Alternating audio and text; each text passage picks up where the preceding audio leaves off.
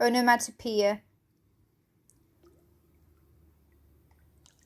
Drip, drip, drip. The sound of the water droplets rhythmically hitting the rocky ground echoed in the damp sewer. Both the sound's uniformity and the lingering stench were a comfort, for she had never known anything else. It was safe here, down below. No one but her ventured in these depths. They are her haven.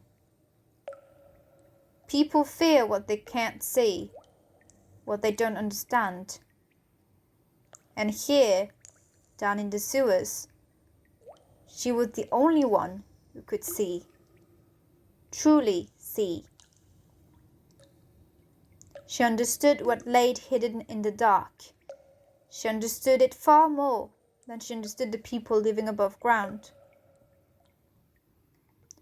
As young as she was, though she could only guess as to her own age, she understood the irony of it all. For here she was, hiding from a people that was inherently hers in the way blood is thicker than water. The young girl was not sure she would have remotely liked being part of them. They did not look right, but she yearned for the opportunity all the same. Loneliness was frighteningly quiet. It was in the sound of her breathing and the shivering of her arms. It was in her dirty, ragged clothes, torn at the seams, frayed beyond belief. Loneliness was having only herself to talk to. Yet, she did not even know who she was. Waif, street rat, eyeless, pariah. There were many more, none of them pleasant.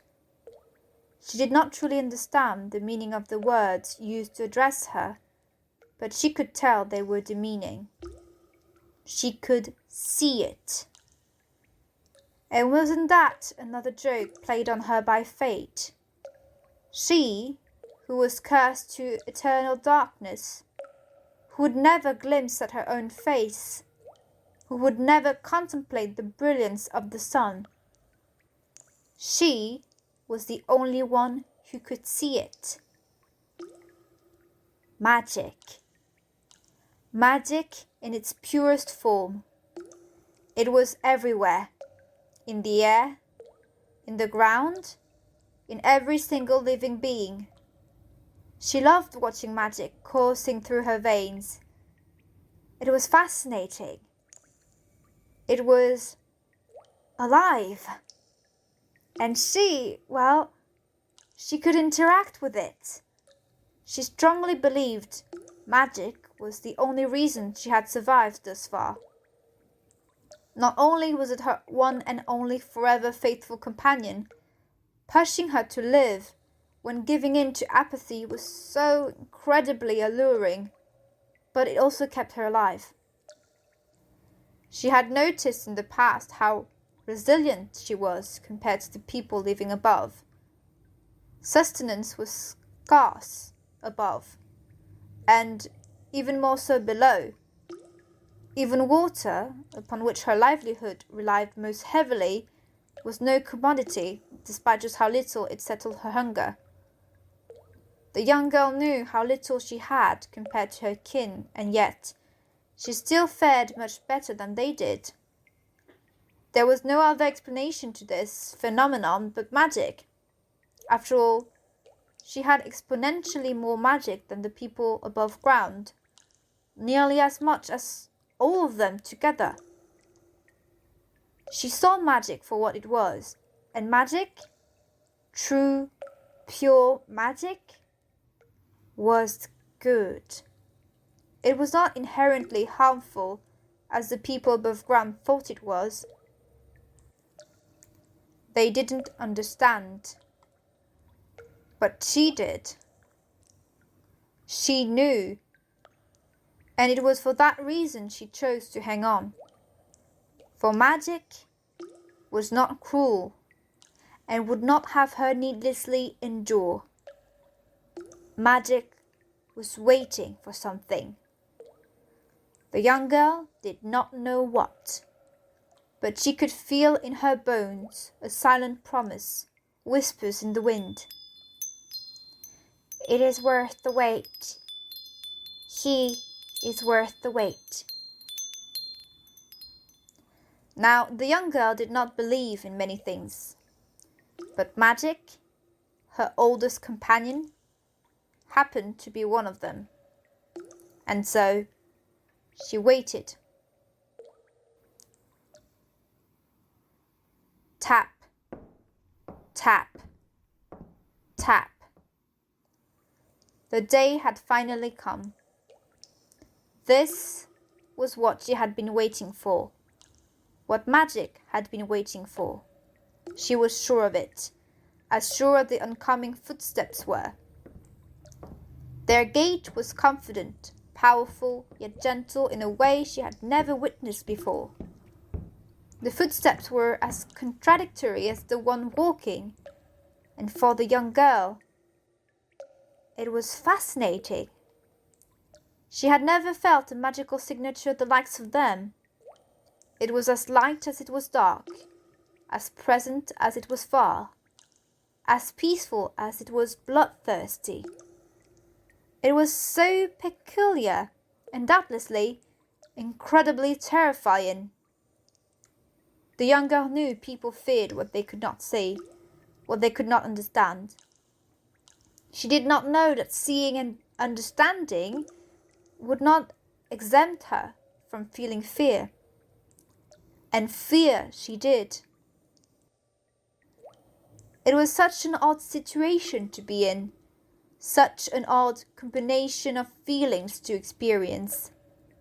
On the one hand, this magical discovery and the long-awaited encounter made her bubble with excitement. She was very curious, and more than anything, she wanted to know more. On the other hand, she had a healthy dose of self-preservation. One had to, in order to survive in such an environment. And her instincts, they were screaming at the coming danger. The closer the footsteps, the stronger the aura became. She had not noticed, lost in her own mind, but it was overwhelming. The sheer weight of it was suffocating, and before she could do anything about it, her breath had left her lungs. Huff, huff, huff. As quickly as it had gone, her breath returned. After she had taken a much-needed gulp of air, she realized the bearer of the ominous aura had knelt beside her. He was laying a palm on her forehead, soothing away the pain caused by his magic. It was in that moment, with nothing obstructing her magic from his, that she saw him, truly saw him. Underneath the many layers of chaos, he was undoubtedly good, with a heart so pure it hurt to look at. Why are you crying so, little one? Did I frighten you? If so, I am truly sorry. He soothed in a gentle voice. She had not even realized she had been crying. His very presence was encompassing. It was distracting. He was so warm, yet so lonely. Looking at him, she knew why magic had guided her to him. She could see it, her path moving forward. And he was the start of her everything. Now more than ever before, magic was watching with bated breath, and its message, its voice, had never been clearer. Thus, it was with a smile, the first one to ever grace her face, that she addressed the wizard before her. We had been waiting for you, Zeref.